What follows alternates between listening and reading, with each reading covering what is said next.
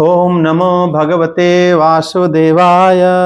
ओम नमो भगवते वासुदेवाय। ओम नमो भगवते वासुदेवाय।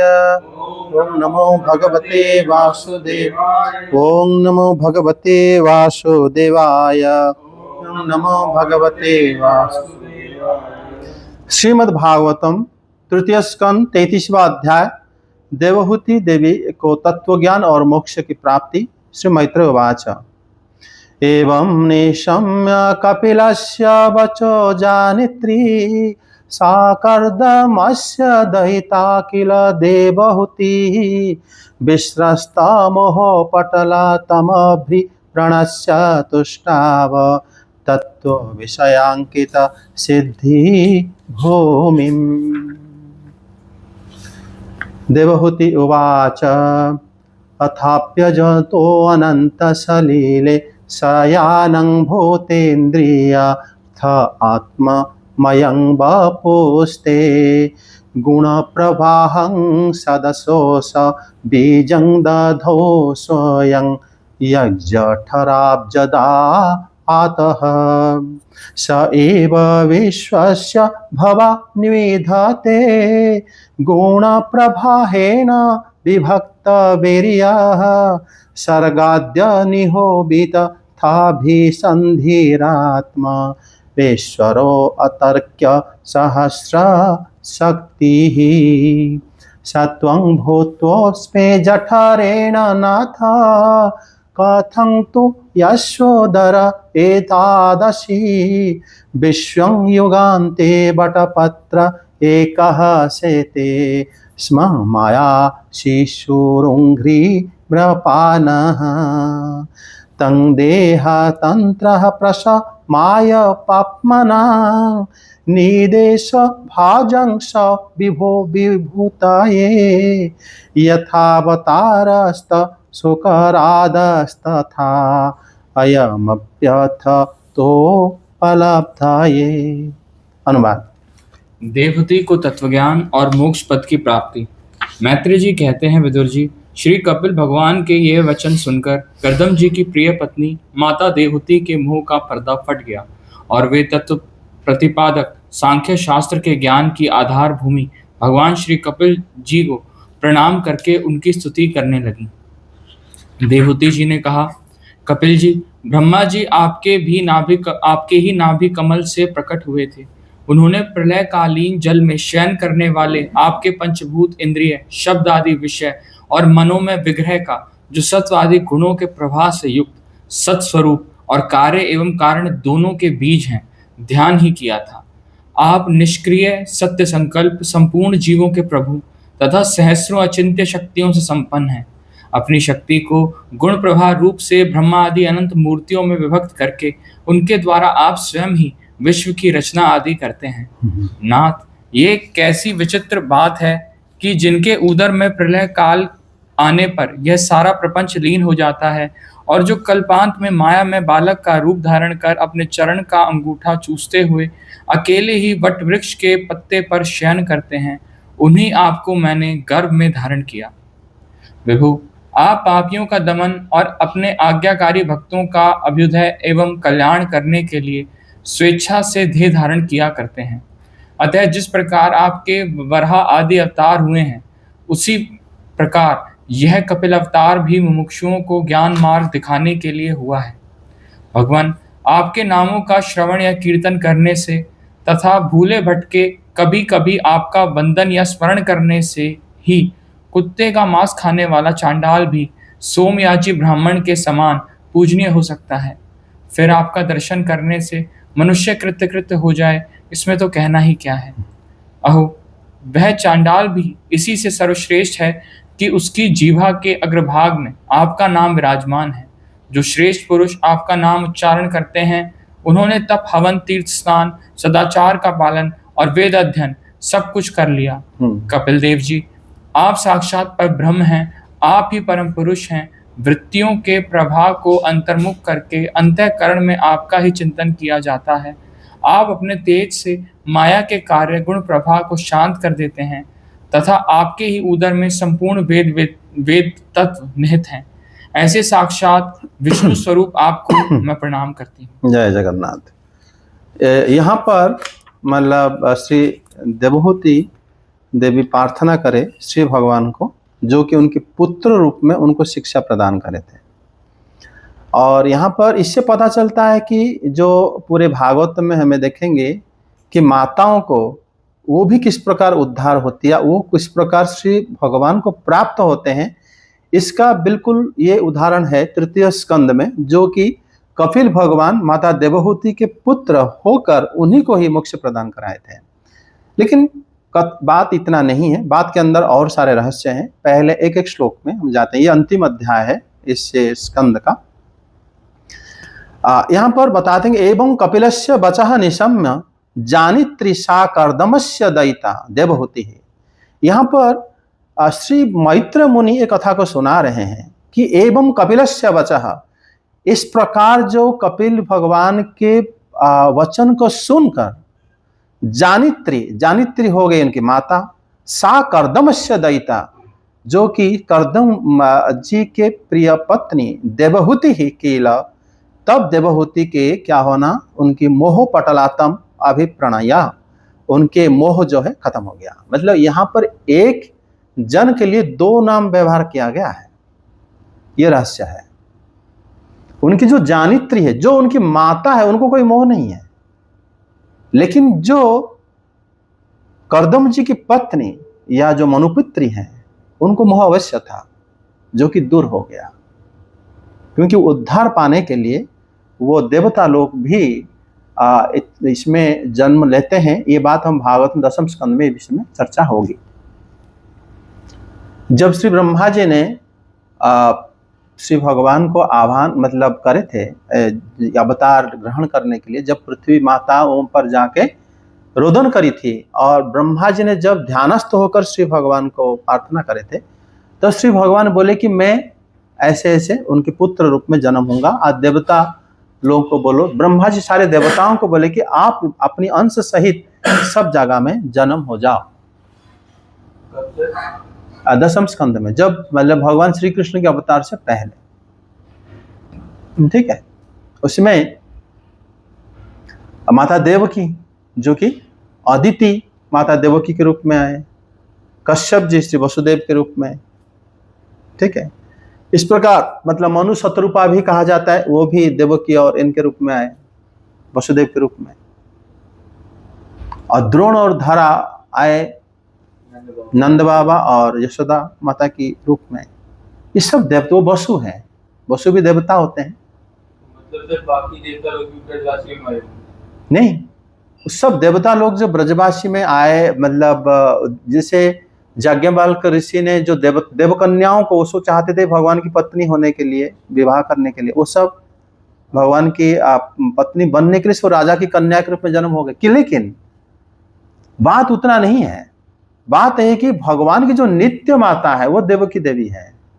ये बात सुखदेव गोस्वामी पाद वर्णन में बोले हैं कि जब श्री भगवान के आविर्भाव हुआ तब उन्होंने बताए थे कि ये श्री कृष्ण की बराबर है, मतलब समान है, तभी तो श्री कृष्ण ने उनके पुत्र रूप में उनके गर्भ से प्रकट हुए, बता दिए थे।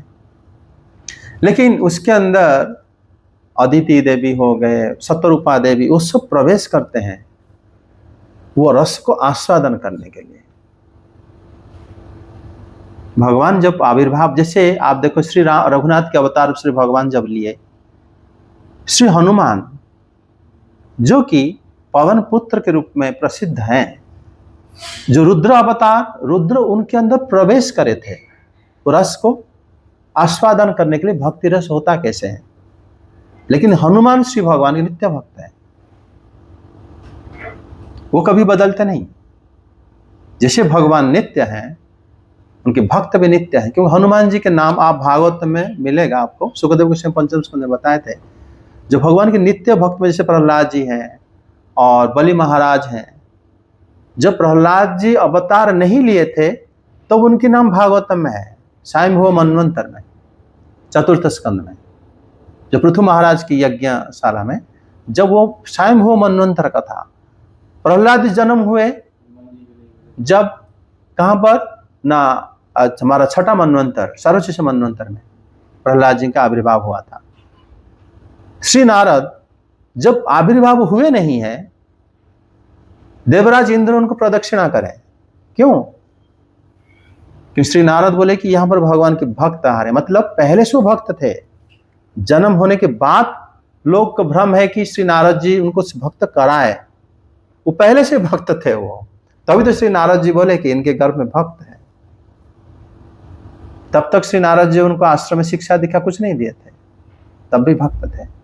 भागवत में बहुत सारी चीज रहस्यमय है।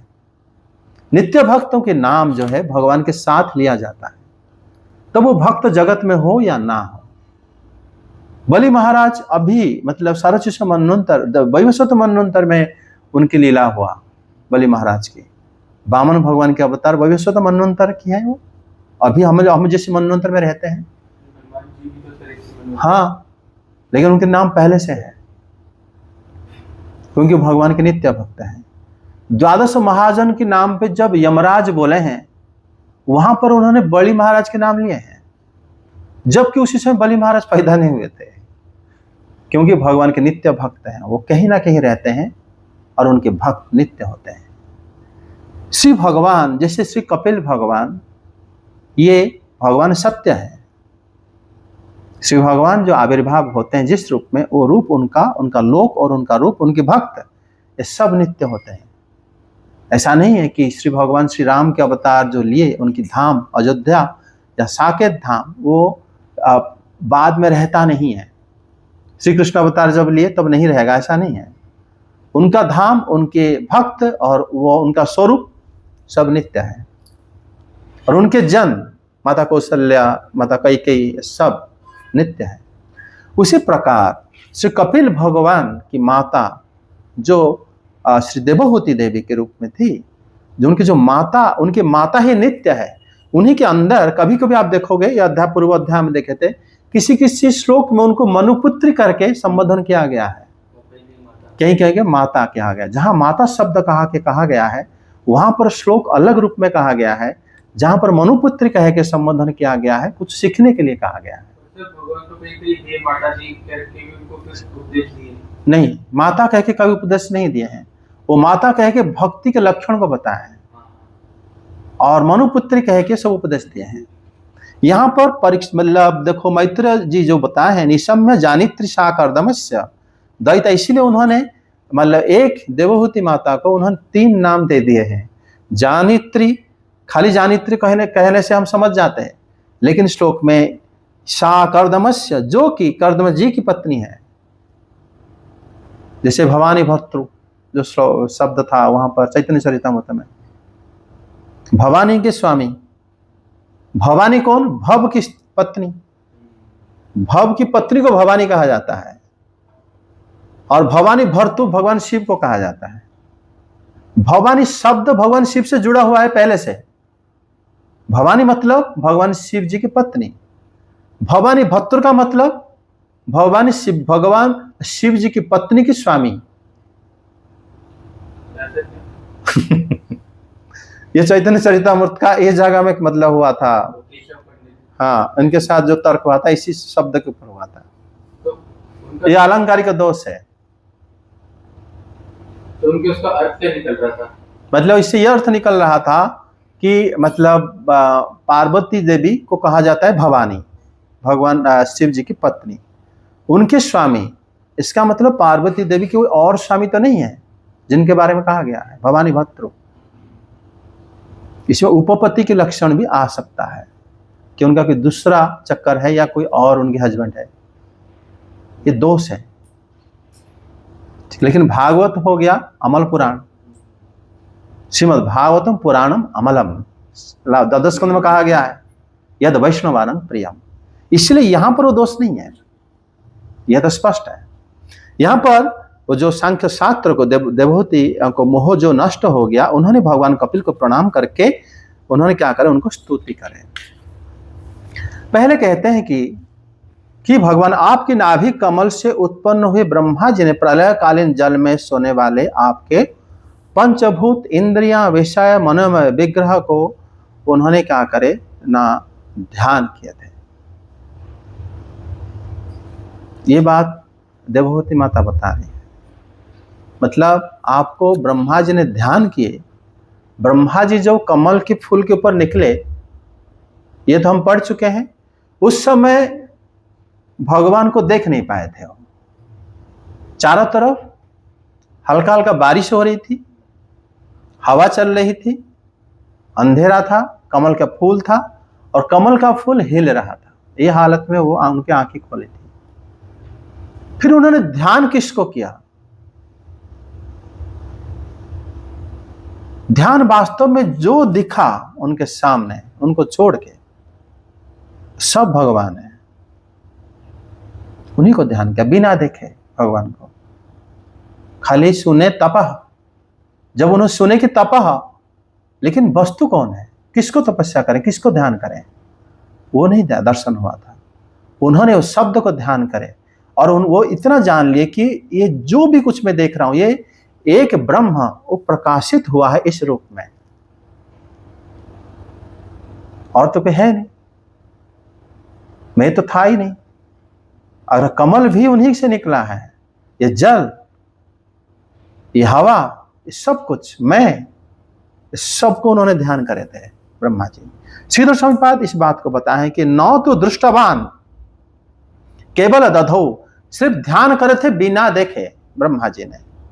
और उन्होंने आपकी सृष्टि में और कोई नहीं है, ये बात माता देवहूति श्लोक में बता दी है। एक ब्रह्म द्वितीय नास्ति, एक ही प्रभु है, जो कि उन्होंने देवहूति माता ने स्तुति आरंभ करे वहां से, जिससे पहले कोई नहीं था। आरंभ हुआ है कहां पे? ब्रह्मा जी से। सृष्टि में कोई नहीं था। ये कहकर उन्होंने कपिल भगवान को कह रहे हैं कि प्रभु पहले कोई नहीं था, आप थे, अतएव अभी जो कुछ भी है वो आप ही हो, आपके भिन्न और कुछ है ही नहीं। समझे? क्योंकि उनके मोह नष्ट हो गया था जब होती माता। शब्द सुना तपा, तो ध्यान किस चीज पर क्या किया? वही जो कमल का फूल दिख रहा था, जो था नहीं, जितना उनके आंखों में दिख रहा था, सब उसी को ध्यान करे थे। ध्यान मतलब जानते थे यही भगवान है, क्योंकि जब कुछ नहीं था तो जो कुछ हुआ वही तो है, और कौन आ सकता है?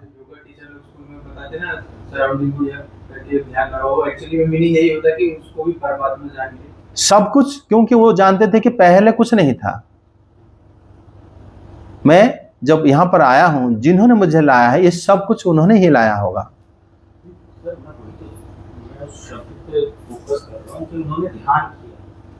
ध्यान की को कैसे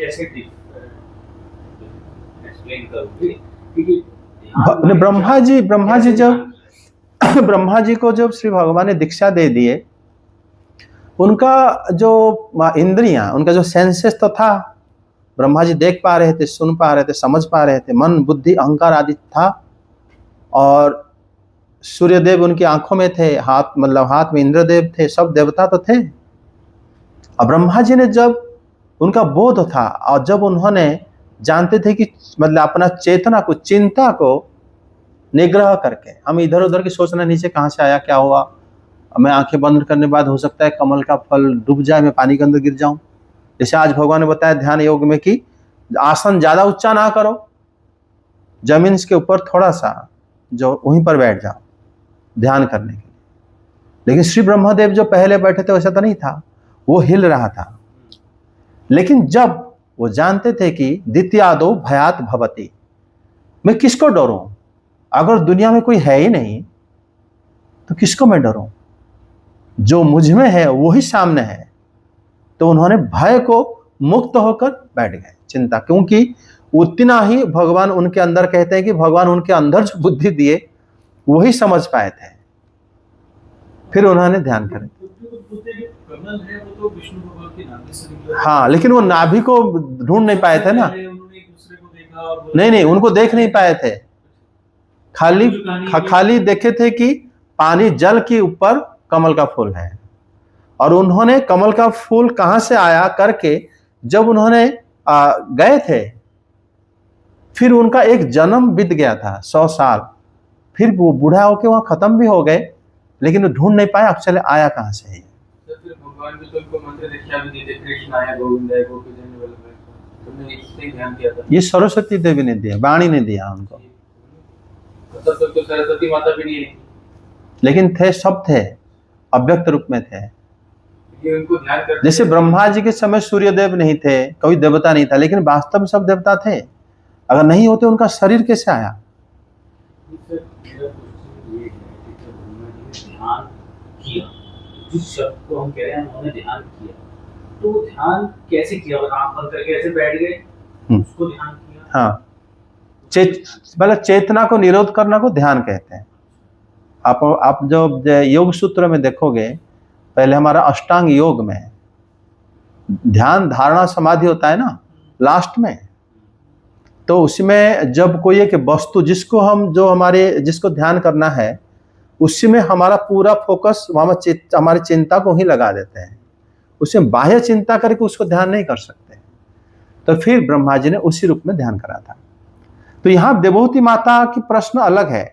मतलब देवहूति माता के प्रश्न ये है, मतलब स्तुति में ये कहा गया है कि नाभि कमल से उत्पन्न जो ब्रह्मा जी ने क्या करे थे, प्रलयकालीन जल में मतलब आप जो सोए हुए थे, आपको बिना देखे उन्होंने ध्यान करे थे।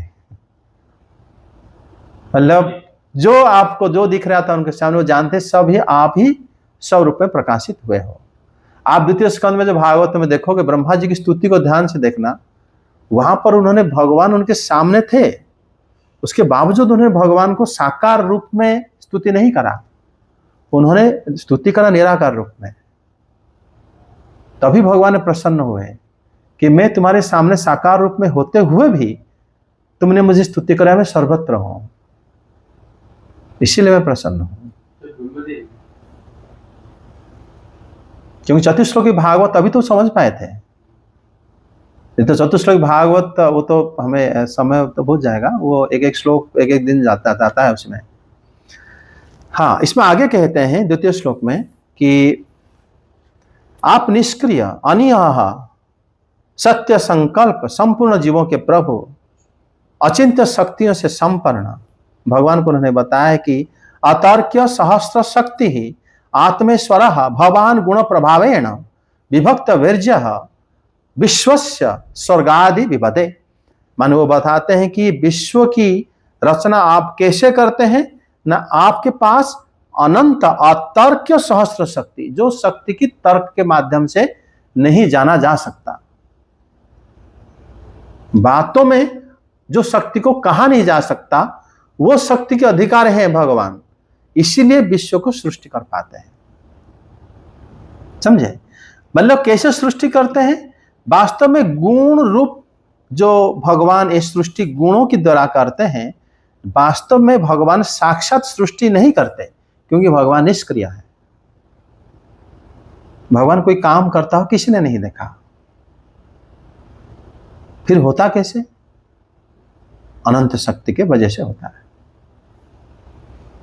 जो शक्ति के हमारे तर्क से परे है, अचिंत्य शक्ति के वजह से होता है। जीवों की भोगों के लिए भगवान सृष्टि करते हैं। हम लोग भोग करें इसलिए भगवान सृष्टि करते हैं, और फिर अकेले आप ही सब प्रकार भोगों का निर्माण कर देते हैं भगवान, और फिर आप अनंत शक्तियों से संपन्न आप है, ऐसे आप सृष्टि करते हैं। सृष्टि का उद्देश्य भी देवहूति देवी माता ने इन पर कह दिया। सृष्टि का उद्देश्य अगर देखा जाए, लोगों की गतिविधि से लोग भोग के अलावा कुछ नहीं सोचते हैं। अपने हर वस्तु में भोग को ही ढूंढते हैं। नया वस्तु अगर देखेंगे, अच्छा अगर मतलब हलवाई की दुकान है, अच्छा इसको कैसे खाते हैं, पहले खाने के बारे में प्रश्न होगा। नया चीज देखेंगे तो अच्छा इसको क्या करते हैं, पहले क्वेश्चन करते हैं, मतलब अपना यूज क्या है इसमें, भोग भोग की चिंता से पूरा दुनिया को हम देखते हैं।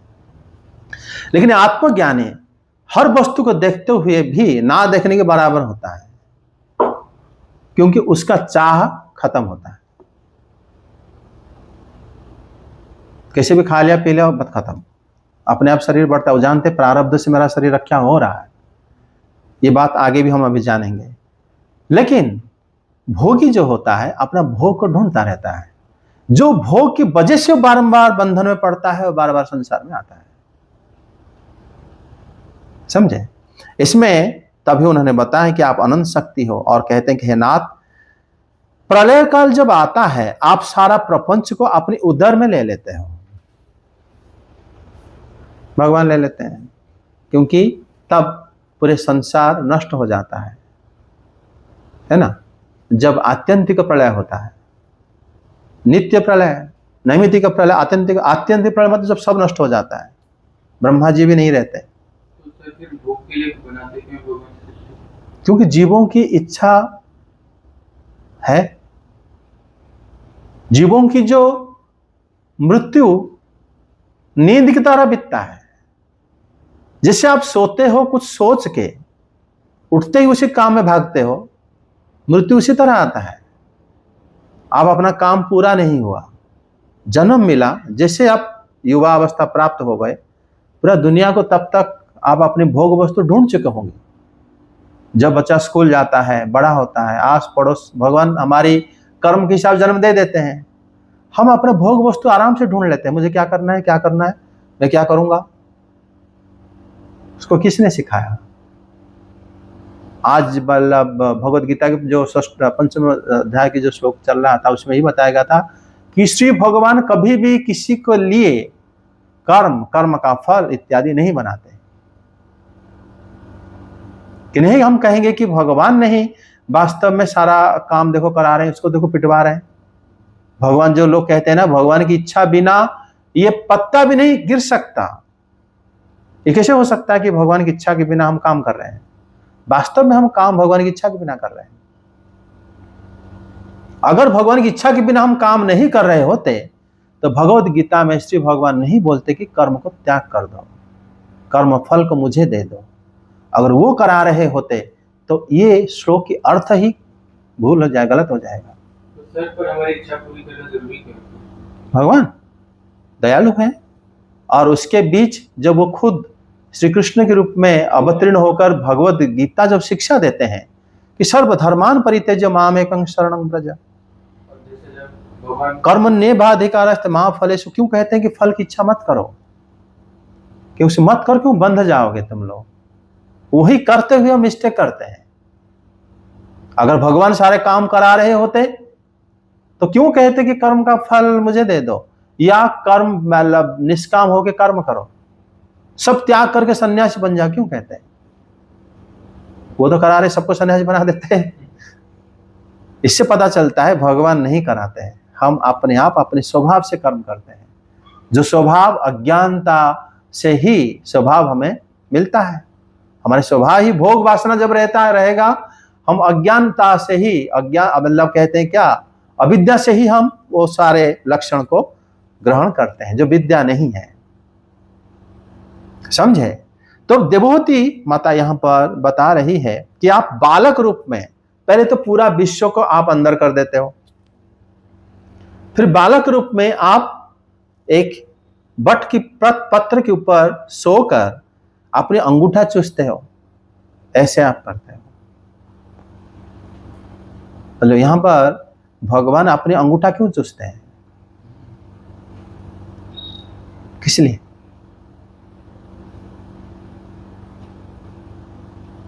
शिवा नहीं पता? कोई भी उत्तर तो दे सकते हो, शास्त्र से जो सुना है। नहीं सुना? भगवान के चरण में कौन रहते हैं?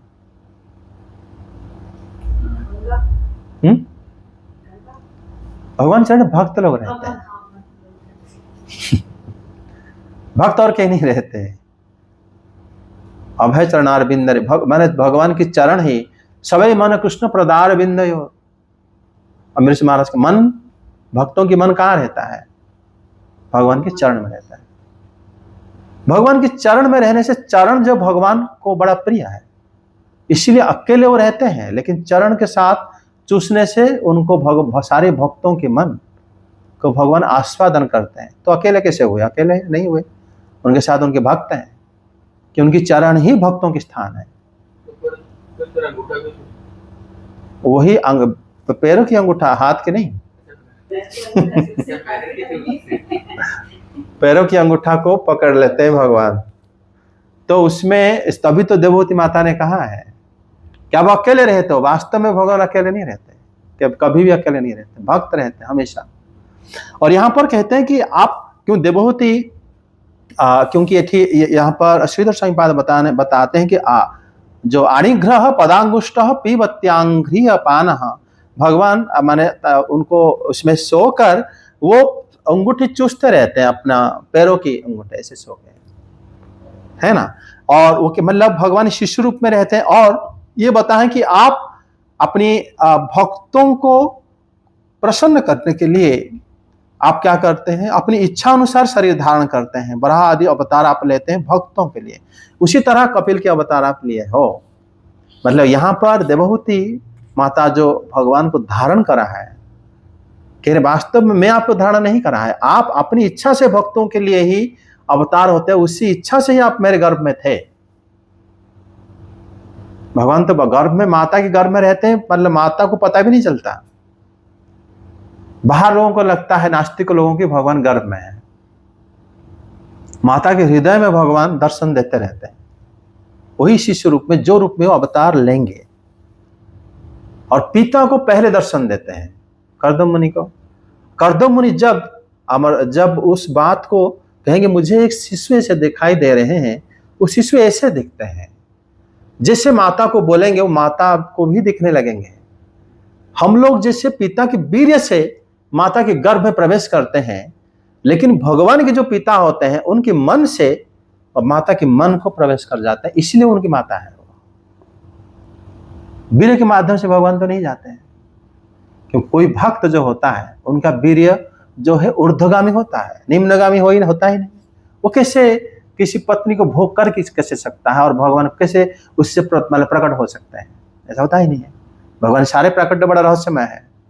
अभक्त लोग सोचेंगे कि ये उनके गर्भ लक्षण दिख रहा है तो भगवान उनके पेट में रहते हैं, लेकिन जब भगवान उसमें एक्चुअली भागवतम देखोगे 10वें स्कंद में, वायु की मतलब वो क्या कहता है ना, वहां पर ऐसे रहता लक्षण, माता को पता नहीं चलता, बाहर लोगों को दिखता है, लेकिन प्रकाश बहुत तेज रहता है। तभी यहाँ पर भगवान उसी तरह रहते हैं। माता देवकी माता भी जब भगवान को स्तुति करिए तब बताया है, जैसे भगवान सर्वत्र रहते हैं उसी तरह वहां भी रहते हैं, ऐसा कोई स्पेशल रूप में नहीं रहते हैं।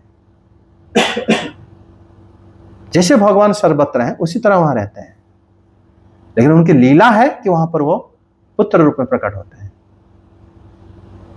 वहां पर उन्होंने देवहूति माता आगे बता रहे हैं 6ठ श्लोक में, यन्यामधय यत नामधय श्रवणात् अनुकीर्तनात् यत प्रहणात् यत क्वचित स्मरणात् स्वाद अपि सद्यः सवनाय कल्पते। हे भगवान कृतः पुनः ते दर्शनातनुः। वो कह रहे हैं कि अगर आपके नाम स्मरण, आपके नाम संकीर्तन का अगर जो करता है, चांडाल भी वो सोम याग करने के अधिकारी हो जाता है। चांडाल कौन है? जो कुत्ते को मांस खाते हैं वो लोग चांडाल कहते हैं। मतलब वो खाया हुआ व्यक्ति होना चाहिए, जो खा चुका है, वो फिर भगवान के नाम अगर लेता है वो अगर उनका नाम लेकर तब भी वो क्या होता है ना, वो सोम याग अगर जहां पर बड़े बड़े ऋषि महर्षि लोग करते हैं उसके अधिकारी हो जाता है। यहां पर मतलब गुरुदेव व्याख्या करते हैं, तत्र योग्यतायं लब्धा आरंभो भवति, उनको की योग्यता मिल जाता है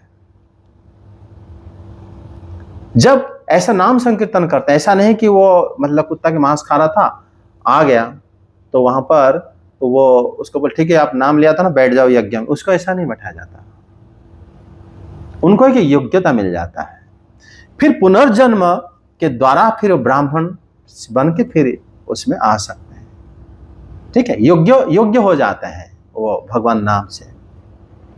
दूसरा श्रीधर स्वामी पाद यहां पर लेकिन बताते हैं कि सोम योग करने की अधिकारी हो जाते हैं वो, मतलब सोपि सबनाय सोम यज्ञाय कल्पते योग्य भवति, कहते हैं उसमें उनका योग्यता आ जाता है जो हरिनाम संकीर्तन करते हैं।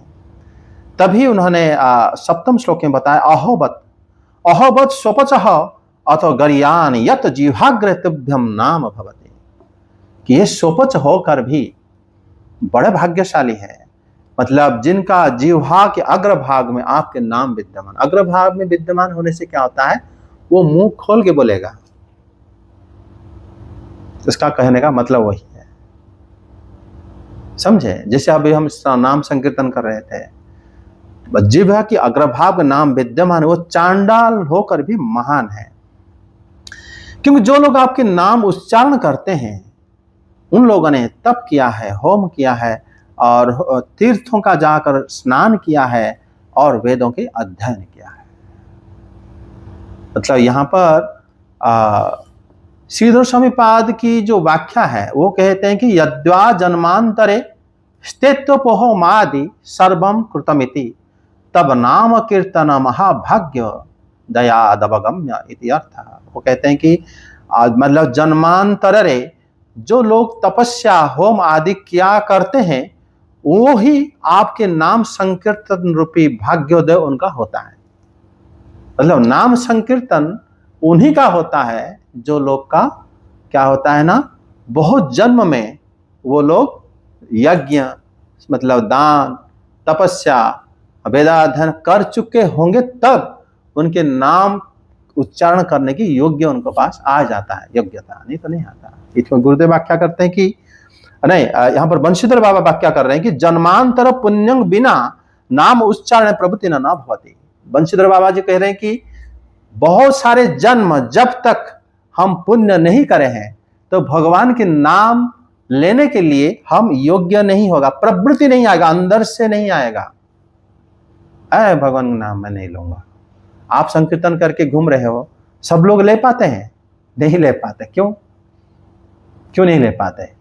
ये बात महात्मा लोग व्याख्या में बताते हैं कि इसलिए नहीं ले पाते क्योंकि उन लोगों का भाग्य जो है ऐसा नहीं हुआ, उदय नहीं हुआ है। क्यों? वो यहाँ पर माता देवहूति जो बताते हैं कि तेव नाम गृह्णन्ति ते तपस्तेषु जुहवुः स्तनुः आर्याः ब्रह्मानुचुः। वो लोग जरूर वेद अध्ययन करे हैं और वो लोग तीर्थ में जाकर स्नान करे हैं, और फिर वो लोग यज्ञ आदि करे हैं, वो लोग तपस्या भी करे हैं, कई जन्म में करे होंगे। नहीं तो आपके नाम में उनको रुचि नहीं आएगा, प्रवृत्ति अंदर से नहीं आएगा। अंदर से नहीं आएगा तो कैसे कोई नाम लेगा? किसी को बता दो, नहीं लेगा।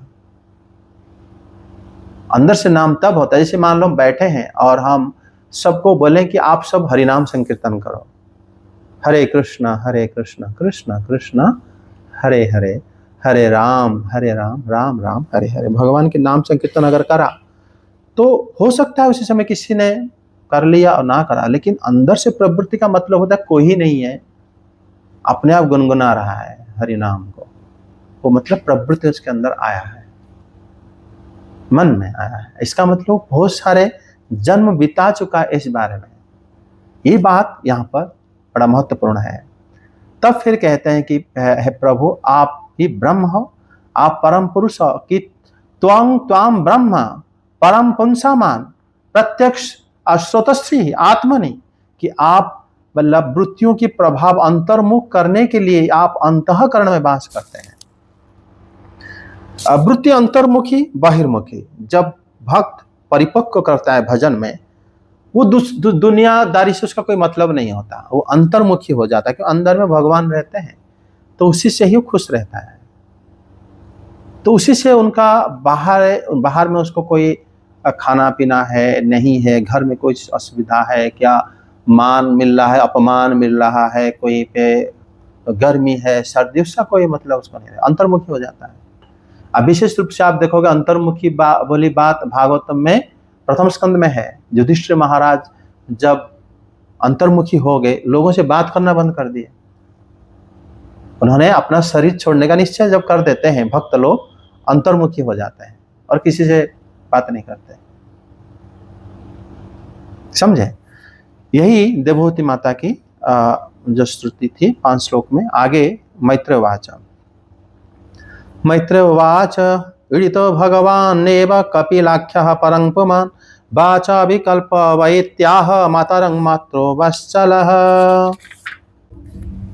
कपिल उवाच मार्गेणानेन मातस्ते सुसेव्यनोदितेन मे अस्तिनेन परां काष्ठामचिरादवरुस्तस्यि श्रद्धस्वयेन तन्मतं मह्यं जुष्टं यद् ब्रह्मवादिभिः येन मम भावं यया मृत्युमुच्छन्त्य तद्विदः इति प्रदर्श्य भगवान् सतिं नामात्मनो गतिं। मैत्रेय उवाच इति प्रदर्श्य भगवान् सतिं नामात्मनो गतिं स्वमात्रा ब्रह्मवादिन्या कपिल अनुमत ययौ। सा चापि तनयोक्तेन योगादेशेन योगभृत् तस्मिन् साश्रमे आडिते आपीडे सरस्वत्या समाहितः। अभीक्ष्य बगाः कपिशान् जटिलानुकुटिलालकान् आत्मनं चोग्रपतप्सा बिभ्रमी चिरणी कृशम्। अनुवाद। मैत्रेय जी कहते हैं, माता के इस प्रकार स्तुति करने पर मातृवत्सल परम पुरुष भगवान कपिल देव जी ने उनसे गंभीर वाणी में कहा। कपिल देव जी ने कहा, माता जी, मैंने तुम्हें जो यह सुगम मार्ग बताया है, इसका अवलंबन करने से तुम शीघ्र ही परम पद प्राप्त कर लोगे। तुम मेरे इस मत में विश्वास करो। ब्रह्मवादी लोगों ने इसका सेवन किया है। इसके द्वारा तुम मेरे जन्म मरण रहित स्वरूप को प्राप्त कर लोगी। जो लोग मेरे इस मत को नहीं जानते, वे जन्म मृत्यु के चक्र में पड़ते हैं। मैत्रेय जी कहते हैं, इस प्रकार अपने श्रेष्ठ आत्मज्ञान का उपदेश कर श्री कपिल देव जी अपनी ब्रह्मवादिनी जननी की अनुमति लेकर वहां से चले गए। तब देवहूति जी भी सरस्वती के मुकुट सदृश अपने आश्रम में अपने पुत्र के उपदेश किए हुए योग साधन के द्वारा योग अभ्यास करती हुई समाधि में स्थित हो गईं। त्रिकाल स्नान करने से उनकी घुंघराली अलकें भूरी भूरी जटाओं में परिणत हो गईं तथा चीर वस्त्रों से ढका हुआ शरीर उग्र तपस्या के कारण दुर्बल हो गया। आगे उन्होंने प्रजापति कर्दम के तप और योग बल से प्राप्त अनुपम गारहस्थ्य सुख को, जिसके लिए देवता भी तरसते थे, त्याग दिया। जिसमें दुग्ध फेन के समान स्वच्छ और सुकोमल शैया से युक्त हाथी दांत के पलंग, सुवर्ण के पात्र, सोने के सिंहासन और उन पर कोमल कोमल गद्दे बिछे हुए थे तथा जिसकी स्वच्छ स्फटिक मणि और महामरकत मणि की भीतों में रत्नों की बनी हुई रमणीय मूर्तियों के सहित मणि में दीपक जगमगा रहे थे, जो फूलों से लदे हुए अनेकों दिव्य वृक्षों से सुशोभित था, जिसमें अनेक प्रकार के पक्षियों का कलरव और मतवाले भौरों का गुंजार होता रहता था, जहाँ की कमलगंध से सुवासित बावलियों में कर्दम जी के साथ उनका लाड़ प्यार पाकर क्रीड़ा के लिए प्रवेश करने पर उसका गंधर्व गण गुणगान किया करते थे और जिसे पाने के लिए इंद्राणियां भी ललायित रहती थी। उस गृहोद्यान की भी ममता उन्होंने त्याग दी, किंतु पुत्र वियोग से व्याकुल होने के कारण अवश्य उनका मुख कुछ उदास हो गया। माने कर्दम मुनि मतलब कश्यप मुनि जो यहाँ पर, सॉरी मैं कह रहा हूँ, मैत्रेय मुनि जो व्याख्या करे हैं कर्दम जी का, और जो देवहूति जी के जो घर था, वो घर स्वर्ग से भी बड़ा, मतलब और ज्यादा कहते हैं कि वैभवशाली था। यहाँ पर जैसे मानो मनुष्य जीवन में क्या होता है, जो शुरू से थोड़ा अपना अवस्था को मीडियम रखते हैं साधु लोग, ताकि छोड़ने में आसान ना हो, घर छोड़ के चले जाओ। जिस जगह में मतलब देवहूति देवी रह रही थी वो विमान था, और उनका जो घर, उनके जो दास दासियां, वो विद्याधरियां थी, वो सब मतलब वो देवताओं से भी श्रेष्ठ थे। उनका जो भोग था, देवता इंद्राणी, इंद्र शब्द का अर्थ होता है जो ऐश्वर्यवान, उनको इंद्र कहा जाता है। इंद्राणी भी लालायित रहती थी कि ऐसे भोग मुझे मिल जाए, और उसको माता देवहूति ने वहीं पर रहते हुए घर में छोड़ दी। ये कितना आश्चर्य बात है। मतलब जहां पर सब कुछ भोग हो और तुम अकेला बैठ जाओ छोड़ के, ये बड़ा आश्चर्य बात है। खाना पीना और श्रृंगार करना सब, वो मतलब दासियां इतना थी, उनको हर चीज देती थी, लेकिन उसके बावजूद वो सब त्याग कर दी।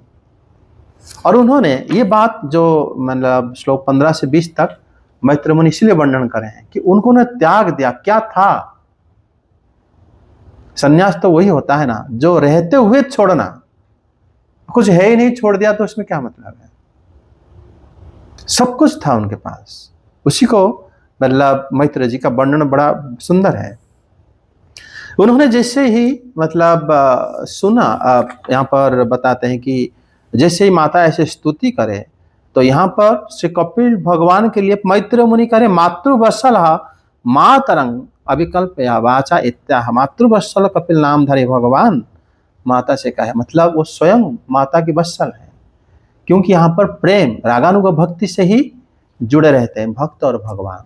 जैसे श्री यशोदा माता और श्री कृष्ण और श्री देवकी और श्री कृष्ण, इस तरह जो उनका जो भाव रहता है वो भक्त, वो कोई बाहर भक्त उस स्थान नहीं ले पाएगा।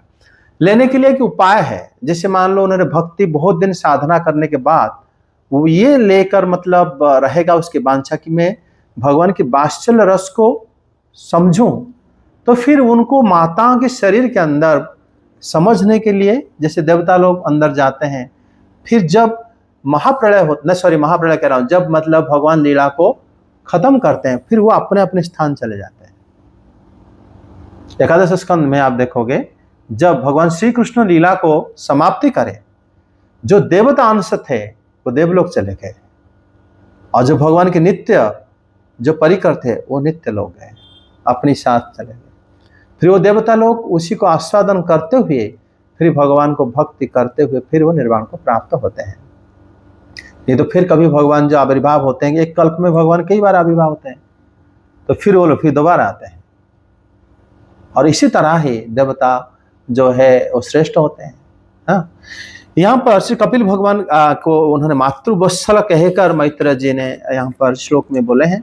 श्लोक 10 में बोले हैं कि कपिल भगवान बताते हैं कि हे माता मैं उदितेन सुसेव्येन आनेन मार्गेण आस्थितेन। इति श्री भगवान यहाँ पर जो कह रहे हैं कि हे माँ, मेरे द्वारा कहे गए जो मार्ग है अपना कर आप शीघ्र ही मतलब मेरे पास आ जाओगे। मतलब उन्होंने पुत्र का जो मतलब रहता है भाव, वात्सल्य भाव माता के साथ, जब वो जानते हैं कि मेरे पुत्र जो है नित्य है, और जो ज्ञान मार्ग में जब आ जाते हैं वो अलग भाव आता है, भक्ति मार्ग में अलग आता है, तभी उन्होंने देखोगे वो अंतिम श्लोक में बताते हैं कि उनका मन जो है थोड़ा खिन्न हो गया था कि मेरे पुत्र चले गए। वो वात्सल्य भाव था, भक्ति का एक लक्षण था। तो कपिल भगवान ने उनको बताया कि जो ब्रह्मवादी इसको सेवन करते हैं, मेरा मत ये है तो आप श्रद्धा पूर्वक इसको सेवन करो, इसी से ही आप मतलब मुझे प्राप्त हो जाओगे। और जो इसको नहीं मानते जन्म मृत्यु चक्र में पड़ते हैं। ये बात श्री भगवान सबके लिए बता है कि जब भगवान माता को शिक्षा दे रहे हैं वहां पर ऑब्वियसली जो बाकी उनकी जो सेवक सेविकाएं हैं माता के, उनके घर में भरे हुए थे, तो सब भी सुनते हैं।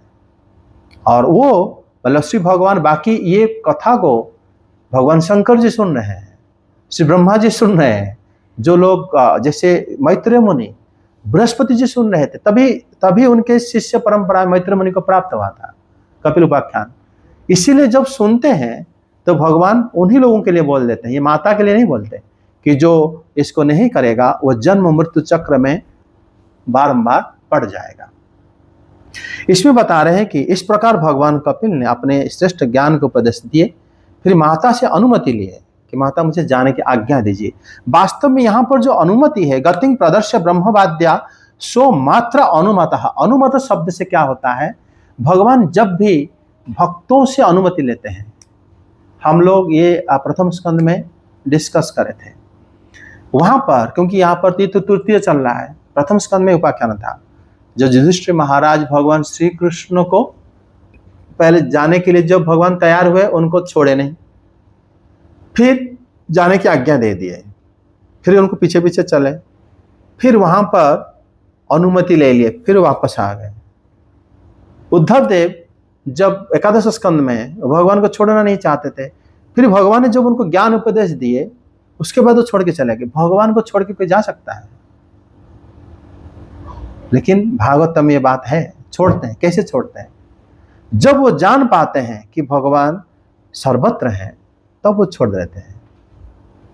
जब हम जानते नहीं यहीं पर भगवान है, बाकी कहीं है नहीं, तो फिर वो छोड़ेंगे नहीं भक्त।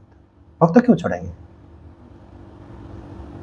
जहां जिसके पास सबसे बड़ा आनंदमय जो हो, उनको कैसे छोड़ दोगे आप? छोड़ सकते हो, लेकिन भक्त छोड़ते हैं। जैसे माता किसी तो अनुमति लिए, तो उन्होंने माता के हृदय में ही भगवान स्थान रहे कि मैं सर्वत्र हूं, आपके साथ ही हूं, आप मेरे माता हो, मुझे आप अनुमति प्रदान करो। इसका मतलब माता उनको अनुमति तो दिए। शुरुआत में जब भगवान हस्तिनापुर छोड़ रहे थे तब भी ऐसे ही हुआ था। जब उनकी अनुमति लिए, फिर ये लोग पांडव लोग आए, तब पांडव लोग भगवान को देखते हुए आए, भगवान उनके साथ थे। और फिर भगवान सात्विकी और इनके उद्धव जी के साथ भी थे। वो दो भाग हो गए वहां पे। भगवान भक्तों के लिए सब कुछ करते हैं, तभी भक्त उनको छोड़ पाता है, नहीं तो भक्त भगवान छोड़ेंगे कैसे? उसके बाद देखो, देवहूति माता अपनी पुत्री के द्वारा उपदिष्ट योग साधना से, योग अभ्यास से करते हुए सरस्वती नदी के जो मुकुट के समान उनका जो आश्रम था, उनके आश्रम इतने बढ़िया जगह में मतलब था, और उसी जगह में उन्होंने समाधिस्थ हुए और उन त्रिकाल स्नान करे, और घुंघराल केश उनके जो था पीला जटा बन गई, और उनका चीर वस्त्र जो है ढका हुआ उनका शरीर उग्र तपस्या के कारण दुर्बल हो गई। ये बात कौन देखा? देवहूति माता को तो पता नहीं चला होगा, वो तो सजना सवरना तो छोड़ दी। उनको मैत्रेय ऋषि ने देखे, बाकी जो, क्योंकि जो त्रिकालदर्शी होते हैं, भगवान की लीला को दर्शन करते हैं, वो लोग देखे, भगवान शिव जी देखे, श्री ब्रह्मा जी ने देखे कि देवहूति देवी कैसे धीरे धीरे पहले कैसे दिखती थी, अब कैसे हो गई। लेकिन जो साधना कर रहा है उसको क्या पता चलेगा मैं कैसे दिख रहा हूं? कुछ पता नहीं चला उनको। तब श्री मैत्रेय जी ने बताया कि कर्दम जी के जो योग बल से जो उनको गृहस्थ सुख मिला था, और जो देवता लोग भी प्राप्त करना चाहते थे, दुग्ध की फेन के समान स्वच्छ बिस्तर से पहले बता रहे हैं कि उस प्रकार सया था। हाथी दांत से बना हुआ पलंग, हम तो माई का पेस्ट कर देते हैं, उनका हाथी दांत का था। और फिर उनका पलम सुवर्ण की पात्र, सुवर्ण के सिंहासन, मतलब घरों में सोफा सेट आदि जो भी सब रत्नों में भरा था घर, उस घर को छोड़ दिए थे, जबकि वो घर वहीं पर था।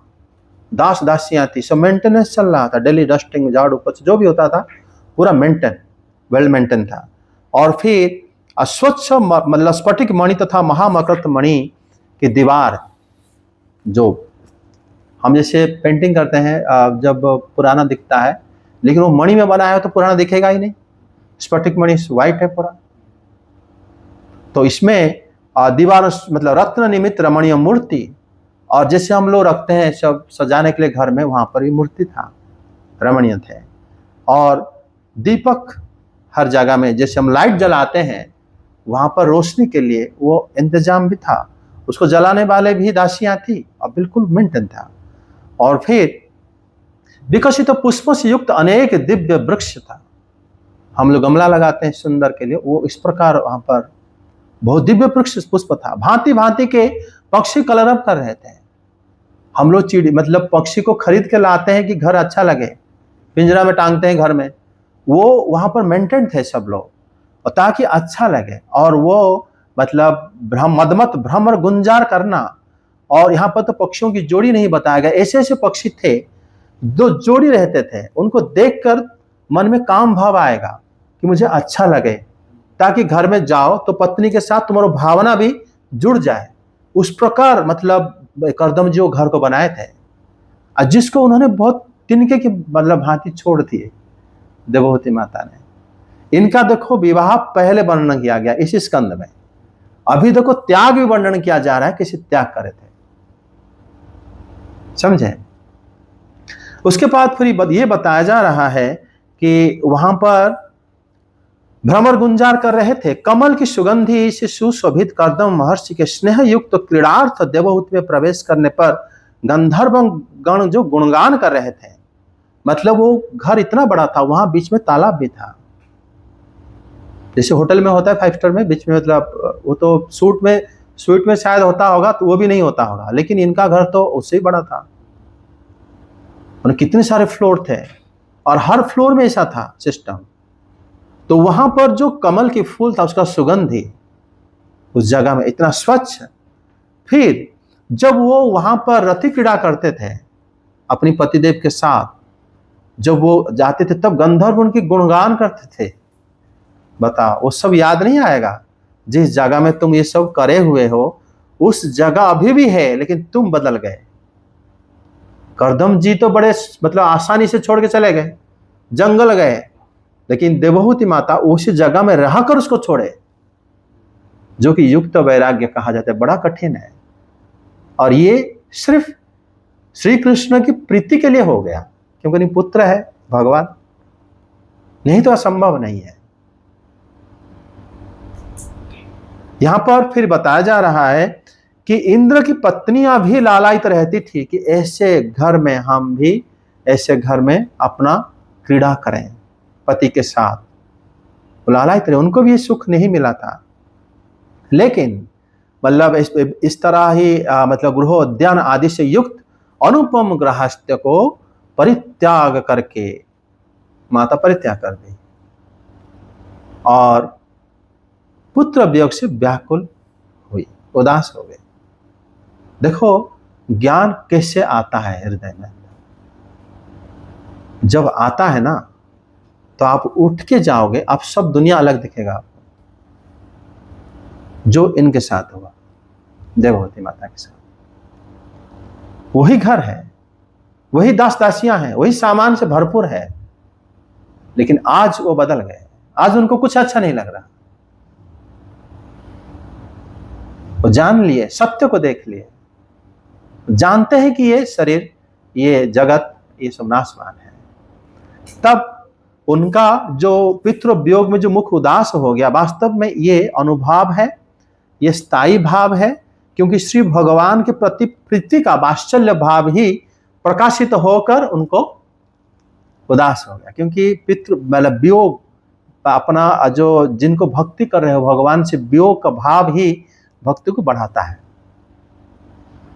जैसे हमारा जो रस साहित्य में भक्ति को 4 भागों में विभक्त किया जाता है। एक होगा उद्दीपन भाव, उसके एक होता है स्थायी भाव, अनुभाव और संचारी भाव। उद्दीपन भाव होता है जो भगवत प्रेम को उत्पन्न कराता है। जैसे कल एकादशी आदि व्रत करें और कोई भी क्रिया जो हम करते हैं जिससे प्रेम बढ़ता है हृदय में, वो भाव को उद्दीपन भाव कहते हैं। उद्दीपन भाव रस साहित्य, रस के बारे में 10वें स्कंद से पहले चर्चा होता है। अभी भागवत में एक तरह से सुनो, जैसे अभी तो उड़ीसा में जो भागवत सुनने, वो तो वामन अवतार कथा भी समाप्त हो गया। उसके बाद मत्स्य अवतार कथा आएगा, फिर भगवान श्री राम की कथा आएगा, उसके बाद भगवान श्री कृष्ण की कथा आएगा। अभी भगवान की जो मत्स्य अवतार है, हाँ, जो कच्छप अवतार है, श्री भगवान की जो वामन अवतार है, कपिल भगवान के अवतार है, सारे अवतार जो भगवान लिए हैं, सारे अवतार में उन्होंने श्री कृष्ण अवतार लेने के लिए सब जगह में सबको लुभाए हुए थे वो। और सब ये बात 9वें स्कंद के अंत में ही चर्चा होता है कि भगवान श्री कृष्ण के अवतार भगवान क्यों लिए, समझे। अभी इसमें जो माता की जो मन दुख हो गया, उदास हो गया, क्योंकि स्थायी भाव रहता है भक्ति में हर एक हृदय के अंदर, हमारे आपके सबके अनादिकाल से एक भाव छुपा हुआ है। वो भाव फिक्स है। वो कब निकलेगा? जब उद्दीपन आप करोगे वो निकलेगा। अगर बार बार भगवान के मतलब भक्ति के बारे में श्रवण करे, कीर्तन करे, इतने ज्यादा करते गए, वो स्थायी भाव अपने आप प्रकाशित हो जाएगा कि आप श्री भगवान से किस भाव से जुड़े हो। शांत भाव से, सख्य भाव से, हाँ, या मंजरी भाव से, सहचरी भाव से, कौन सी भाव से? वात्सल्य भाव से। वो भाव तब प्रकाशित होता है अपने आप,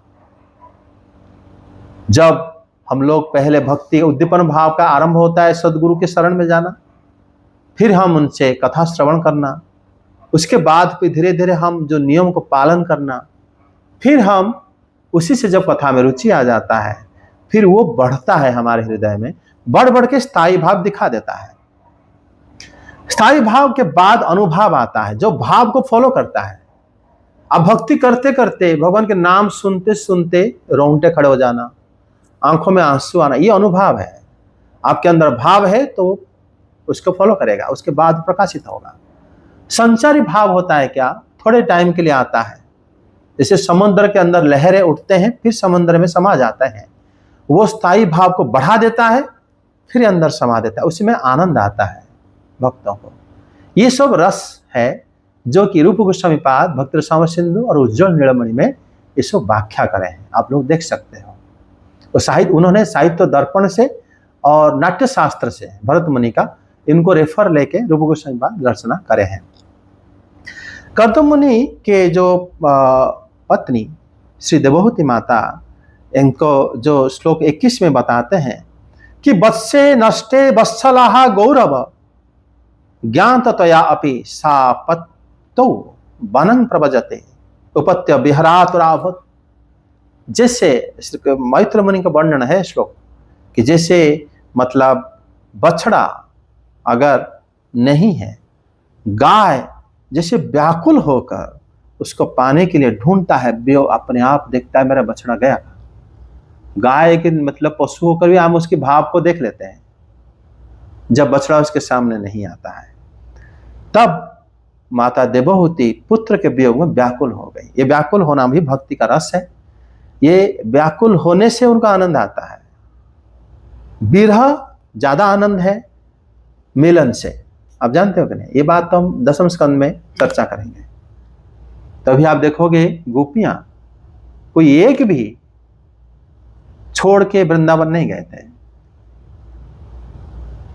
उल्टा श्री कृष्ण आए लेकिन गोपियां एक छोड़ के नहीं जाते थे, तो श्री कृष्ण की याद करते थे। और उनके गुरु थे परमाराध्या श्री राधा रानी, जो कि सब उन्हीं को, श्री कृष्ण और श्री राधा रानी कभी अलग नहीं होते। श्री राधा रानी को अगर आप प्रत्यक्ष देख रहे हो, इसका मतलब हो गया श्री राधा रानी के जो वाम भाग में श्री कृष्ण है। श्री कृष्ण को अगर आप देख रहे हो तो उनके वाम भाग में, राधा रानी के दक्षिण भाग में श्री कृष्ण है, श्री कृष्ण के वाम भाग में श्री राधा रानी है, दोनों अभिन्न है। एक चीज को जैसे जब ब्रजवती गोपियां जो थी और राधा रानी की जब कुरुक्षेत्र भगवान से मिलने गए तो भगवान ने उन्हें भी मतलब ज्ञान उपदेश देने की ट्राई करी थी, लेकिन उन्होंने रिजेक्ट कर दिया। लेकिन हम कर्दम मुनि और देवहूति माता के प्रसंग में या फिर दूसरे जो भक्त उनके भी प्रसंग में देखते हैं तो भगवान जब उन्हें मतलब देते हैं तो वो उसे एक्सेप्ट कर लेते हैं ताकि भगवान को छोड़ने में आसानी हो। ऐसा नहीं है, मतलब आपने इसको कहाँ से सुना? मतलब मैंने ऑब्जर्व किया। नहीं, उसमें क्या है ना, पहली बात तो भगवान की जो पत्र है, भगवान की जो कथन आप एक गुरु से सुनो जो तत्वदर्शी है। भगवान ऐसे नहीं लिखे थे, और उन्होंने आप कह रहे प्रत्याख्यान गोपी कभी नहीं करती। उद्धव जी जो पत्र लेके गए थे, वो पत्र में क्या लिखा था? उसमें भी ज्ञान की बात लिखा गया था, जबकि उद्धव जी पत्र के अर्थ समझ नहीं पाए थे, लेकिन जब वो पढ़े गोपियां समझ गई थी। उद्धव जी इस अर्थ को समझने के लिए ब्रज में रुके रहे 4 महीने कि वास्तव में इनको क्या समझ में आया। तब फिर उद्धव जी को ये समझ में आया कि यहाँ पर इनके धूल होके यहाँ सेवा करना चाहिए, क्योंकि वास्तव में श्री कृष्ण यहीं पर है, वहां है नहीं। वहां श्री कृष्ण अलग है और यहाँ पर नित्य रहते हैं। भागवतम को ऐसे इसलिए कहा जाता है कि मतलब जाओ भागवत पढ़ो, वैष्णव स्थान है। जिनको भागवत प्रिय है, भागवत उनसे समझो तब समझ में आएगा, और जिसको खुद प्रिय अच्छा नहीं लगता उसे भागवत कैसे सुनोगे? अब भागवत प्रिय किसको? वैष्णव को। इसका उसमें आता ना भजन रस से जो भक्ति ठाकुर जी का ग्रंथ है, उसका जो 7वां चैप्टर है उसमें बेसिकली ये ही चीज का वर्णन है कि भगवान को छोड़ने के लिए आसान होगा, वर्णन है। तो उसमें स्पेसिफिकली ये चीज विप्लव भाव को ही भगवान ने क्रिएट कराए थे, श्री राधा रानी क्रिएट कराई थी, और वो एक होके भी अलग होके सबको शिक्षा देते हैं। और श्री कृष्ण की प्रेम को सीखने के लिए वास्तव में ये जगत, ये ब्रह्मांड, प्रत्येक जगह में आप देखो, क्यों इसमें कोई छोटा बड़ा हिसाब होता नहीं उस जगह में, कि कौन बड़े हैं कौन छोटे हैं, कौन किसका अंश है कौन किसका अवतार है, ये तो जरूरत नहीं है। श्री राधा कृष्ण की जो जान लिया, उन्हीं के प्रेम के दीवाने सब लोग हैं। सब, बिना प्रेम के जगत नहीं रहेगा। आनंद जहां है वहां पर सब है। और आनंद को जानने के लिए तो सब लोग, माने इसलिए कृष्ण तो भगवान स्वयं, जो वेद जो उनको मतलब जिनको ढूंढता है, अन्वेषण करता है, रूप गोस्वामी पाद बताते हैं वेद अन्वेषण क्यों करता है कि ब्रह्म ऐसे कैसे हो सकते हैं। वो आनंदमय तो है, लेकिन आनंद कैसे पाते हैं, वो कहाँ रहते हैं, सबके हृदय में रहते हैं, लेकिन उनको आनंद क्या मिलता है। वेद जिसको ढूंढता है वो एक ही गुपोबद्ध लंपट है। ये बात समझना बड़ा कठिन है।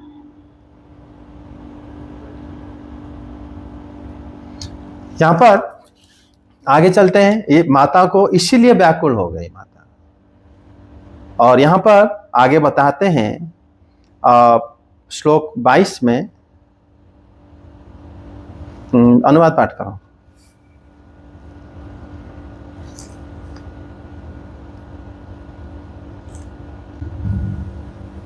श्लोक 22 से पाठ करो ना। वत्स विदुर, अपने पुत्र कपिल देव रूप भगवान हरि का ही चिंतन करते करते वे कुछ ही दिनों में ऐसे ऐश्वर्य संपन्न घर से भी उपरत हो गईं।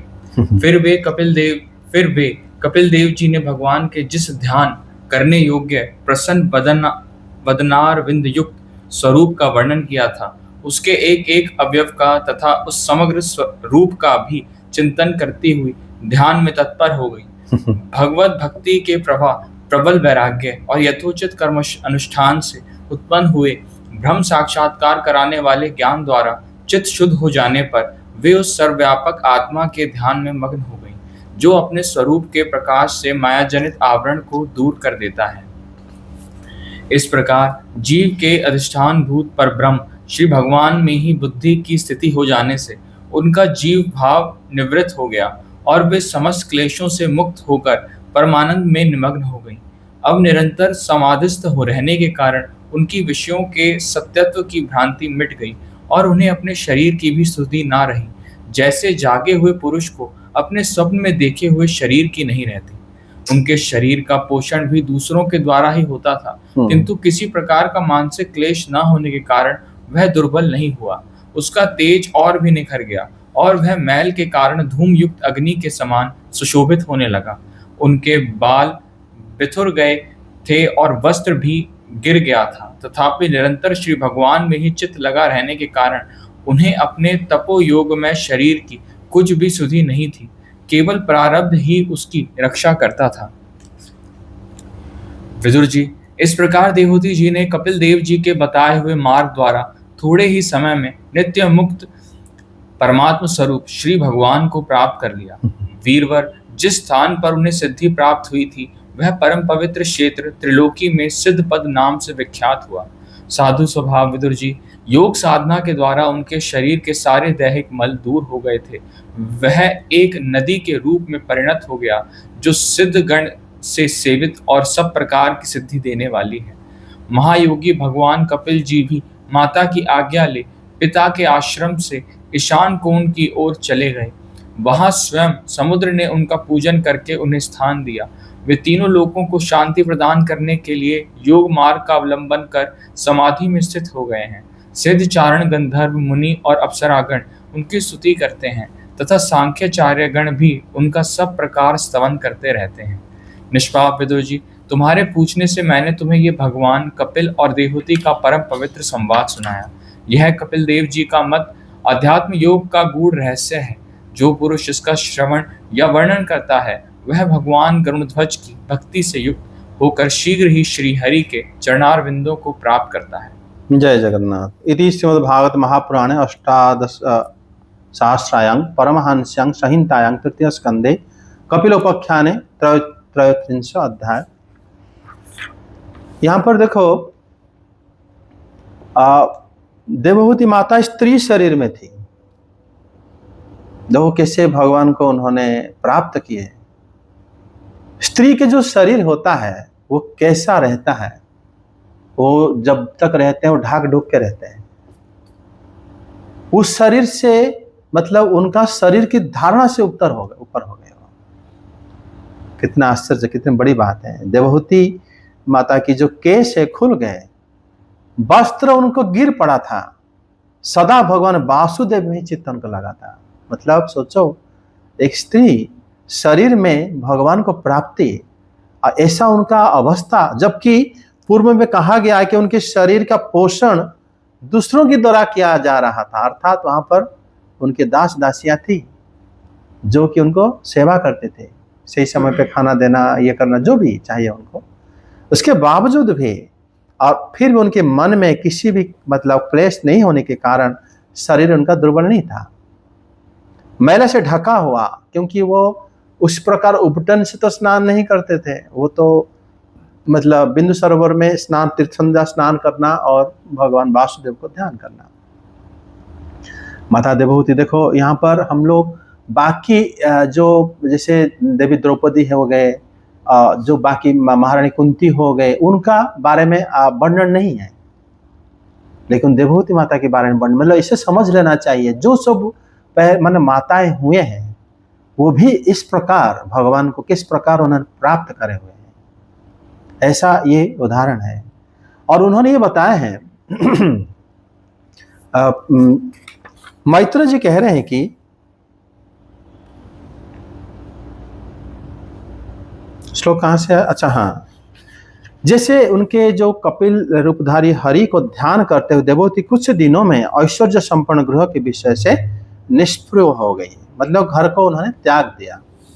उसके बाद वो घर कहाँ गया होगा, उस घर मतलब कोई यूज करा होगा नहीं होगा, लेकिन काल क्रम में वो नष्ट हो गया होगा। सारे विद्याधरी जो अपने लोग चले गए होंगे, लेकिन वो घर था बहुत बड़ा, मतलब घर था, और उसमें उनके पुत्र से कपिल देव जी के प्रसन्न मुख युक्त भगवान को ध्यान करते थे। माता अपने पुत्र को ध्यान करते थे, लेकिन मनुपुत्री जो कि उनके अंदर प्रवेश, भगवान जो जो स्वरूप बताए थे, नारायण स्वरूप, उसको ध्यान करते थे। ये एक ही श्लोक में से कपिल श्री मैत्र जी दोनों बात बताए हैं। उसके बाद भगवत भक्ति के प्रभाव से प्रबल वैराग्य, कर्म अनुष्ठान, ब्रह्म साक्षात्कार करने वाले ज्ञान से उनका चित्त शुद्ध हो गया। तभी उन्होंने मतलब ये माया का आवरण उनमें टूट गया। माया का जो आवरण होता है, पहला आवरण हमारा क्या होता है? शरीर। पहला आवरण होता है हमारा चेतना, चिंता। उसके बाद होता है बुद्धि, फिर मन, अहंकार। चेतना के बाद अहंकार आता है कि मैं, मेरापन, ये भी रहता है भाव। ये सब माया का आवरण है। उसके बाद आता है मन के बाद फिर इंद्रियां, फिर होता है शरीर। शरीर तो एक खाली ढांचा है कि तो कवर है, और क्या इसमें। माया को उन्होंने त्याग दिया। फिर जीव का अधिष्ठान जो मूल परम ब्रह्म श्री भगवान में ही बुद्धि उनका स्थित हो गई, और उनका जो जीव भाव निवृत्त हो गया कि मैं जीव हूं, मैं जीव नहीं। जीव और ब्रह्म में यही अंतर है। जो बार बार जन्म होता है उसको जीव कहते हैं, जो जन्म नहीं होता जीव नहीं है, वो तो मुक्त हो गया, वो ब्रह्म स्वरूप हो गया। उसके बाद समाधिस्थ रहने के कारण विषय से उनका नित्यत्व, भ्रांति मिट गया। विषय में जो भ्रांति मिटता है पहले खुद की शरीर से मिटता है, बाहर से तो मिटता है पहले शुरू में, उसके बाद अपने ऊपर आ जाता है, सब मिट जाता है। सिर्फ अकेला शुद्ध रूप में स्थित हो जाता है कि मैं वास्तव में सबसे अलग हूं। ना मैं मन हूं, ना मैं बुद्धि हूं, ना मैं शरीर हूं, ना मैं इंद्रियां हूं, ना मेरा जो रूप ऐसे दिखता है कि मेरा तिल है, यहाँ पर अमुक है, यहाँ पर वो मैं हूं नहीं, वो स्वरूप मेरा है ही नहीं। वो तो पिता माता के एक मिश्रण से हमें ऐसा एक स्वरूप मिल गया है, लेकिन हम ऐसे नहीं दिखते हैं। जब विषय से ध्यान हटता है तो पूरा सब कुछ सिर्फ तुम ही रह जाते हो, वो अहंकार है। जब अहंकार चला जाता है, हम भी नहीं रहते, सिर्फ वो ही रहते हैं। उपास्य याद रहता है, खुद उपासक भूल जाता है अपने आप को। किसको सोच रहे हो, किसके प्रति आप शरण हो, वही याद रहते हैं। मतलब आपका अहंकार भी मिट गया। यहां पर जो देवहूति माता उन्होंने करे, उसी समय अवस्था रहता है परमानंद, आनंद बढ़ जाता है, वो स्थिति होता है। जैसे स्वप्न में देखा हुआ शरीर को फिर हम दोबारा याद नहीं करते, उसी तरह जब आत्मज्ञान जागृत होता है, हम ये वस्तु को भी हम भूल जाते हैं, याद नहीं करते। फिर उन्होंने देवहूति माता के वस्त्र गिर गया था। स्त्रियों की वस्त्र गिरना मतलब किस स्थिति में थे वो सोचो, उनको याद ही नहीं रहा। और फिर आप देखो कपिल भगवान के द्वारा जो मार्ग उन्होंने दिए थे, वो शीघ्र ही परमात्मा स्वरूप परम ब्रह्म को प्राप्त कर लिया। मैत्र मुनि बहुत सुंदर भाव वर्णन करे हैं। उसके बाद कहते हैं कि देवहूति जिस सिद्ध, जो विख्यात अत्यंत पवित्र क्षेत्र सिद्ध पद वो जगह को कहा जाता था। उसके बाद मतलब ये स्वयंभू मनवंतर की कथा है। आज हम वैवस्वत मनवंतर में हैं।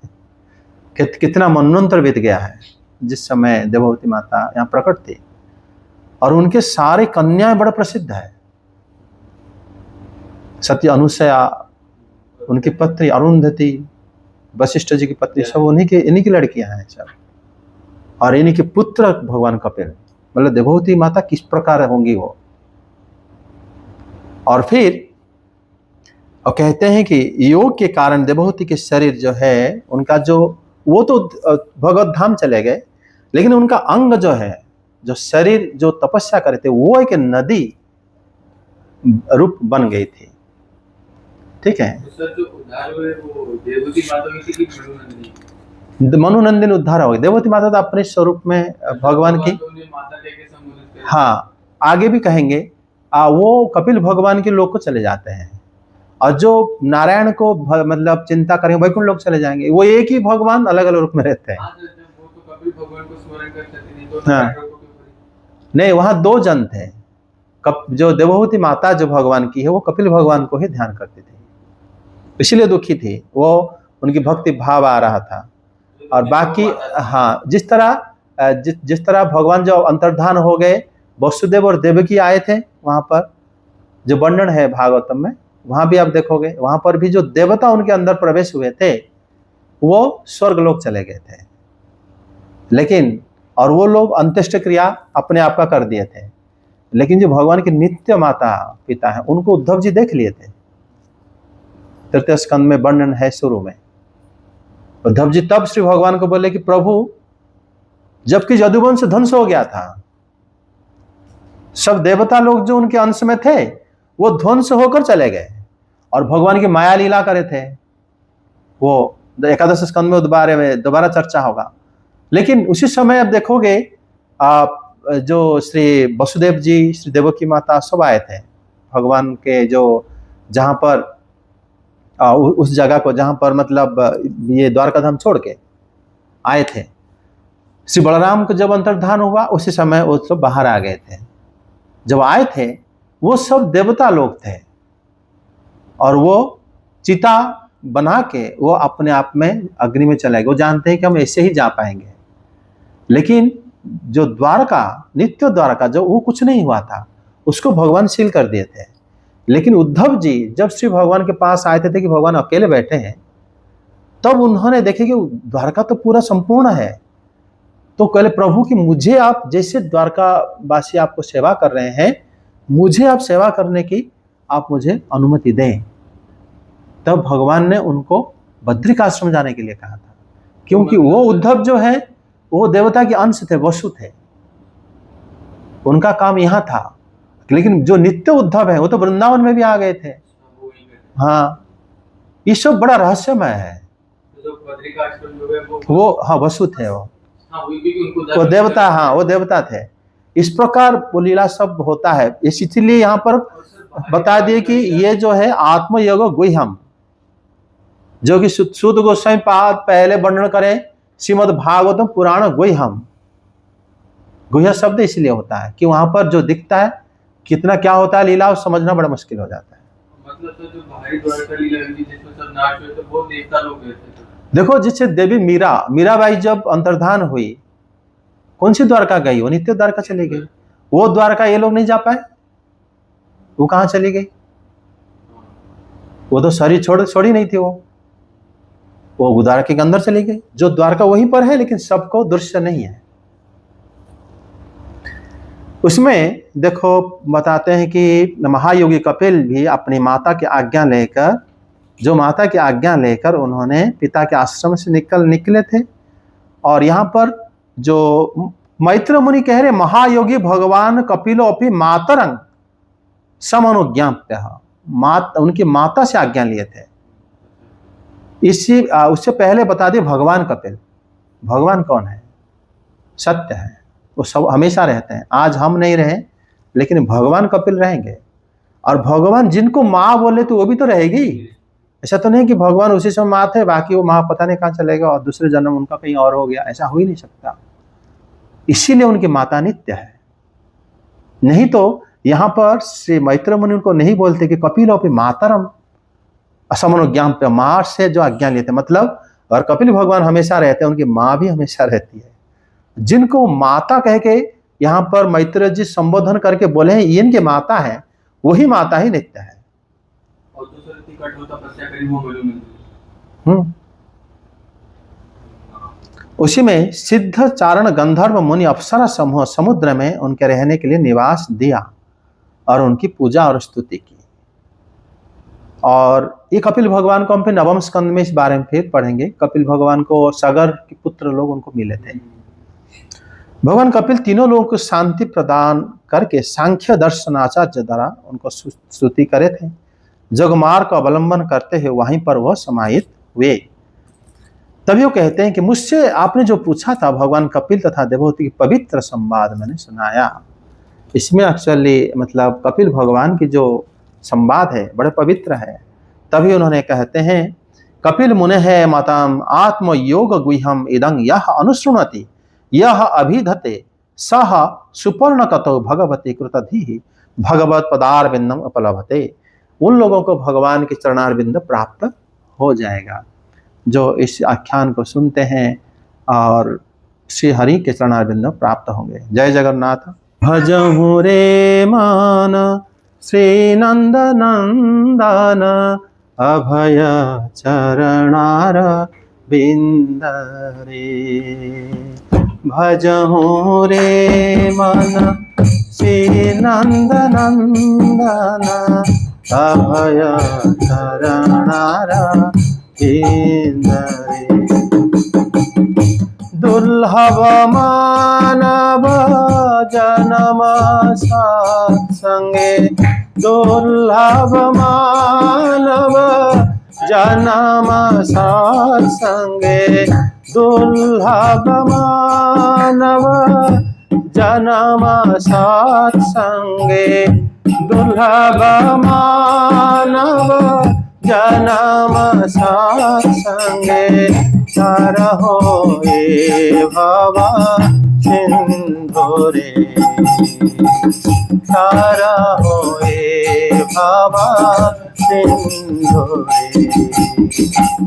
भजहु रे मन श्री नंद नंदन अभय चरणार बिंद रे। भजहु रे मन श्री नंद नंदन अभय चरणार बिंद रे। सीता तप बात बारीशन ते दिन जामिनी जागिरे। सीता तप बात बारीशन ये दिन जामिनी जागिरे विफले से बिनु कृपण दूर जाना विफले से बिनु कृपण दूर जाना सफल सुफल लागिरे भजहु रे मन से नंदनंदन अभय शरणार दीन भजहु रे मन से नंदनंदन अभय शरणार दीन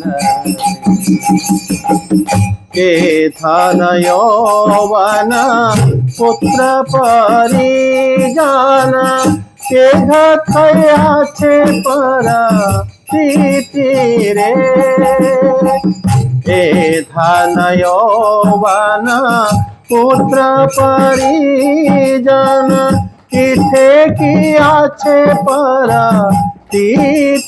रे कमल जला जल जीवन टलमल कमल जला जल जीवन टलमल भजहु हरि पद नीति रे भजहु रे मन श्री नंदनंदन अभय चरणार इंदरे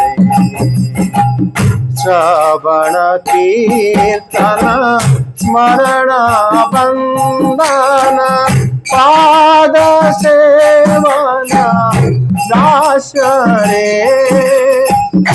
श्रवण कीर्तन स्मरण वंदन पाद सेवन दास रे पूजन सखी जन आत्मनिवेदन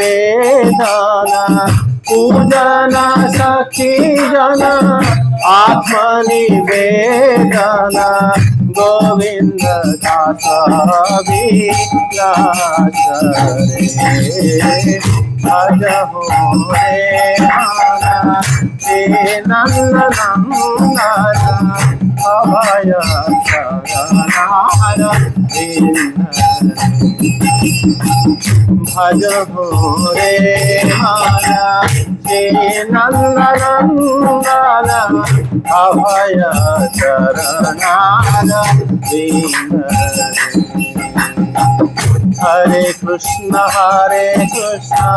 कृष्ण कृष्ण हरे हरे हरे राम राम राम हरे हरे हरे कृष्ण कृष्ण कृष्ण हरे हरे हरे राम राम राम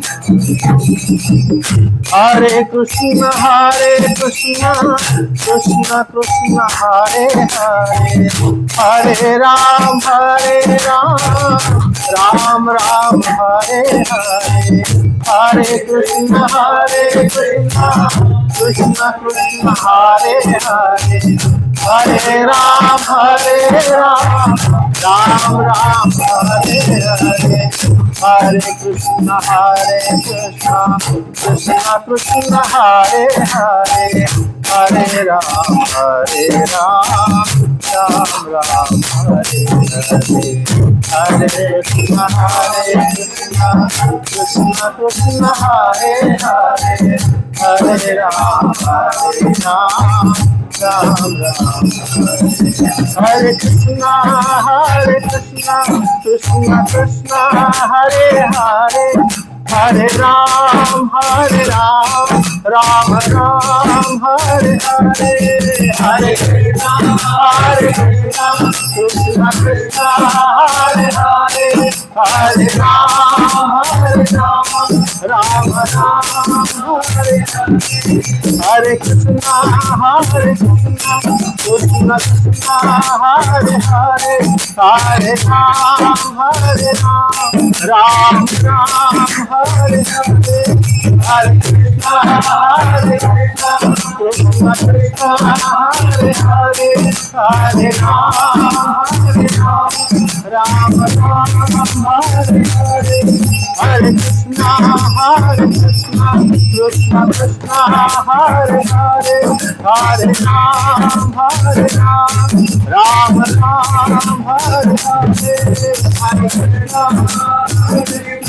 कृष्णा कृष्णा हरे हरे हरे राम राम राम हरे हरे।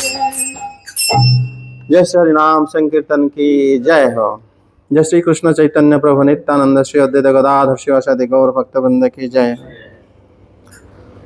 जय श्री बलदेव, जय श्री सुभद्रा, श्री जगन्नाथ, श्री दर्शन देव की जय। भक्ति देव तुलसी माता की जय। श्री वृंदावन धाम की जय। जय जय श्री राधे श्याम।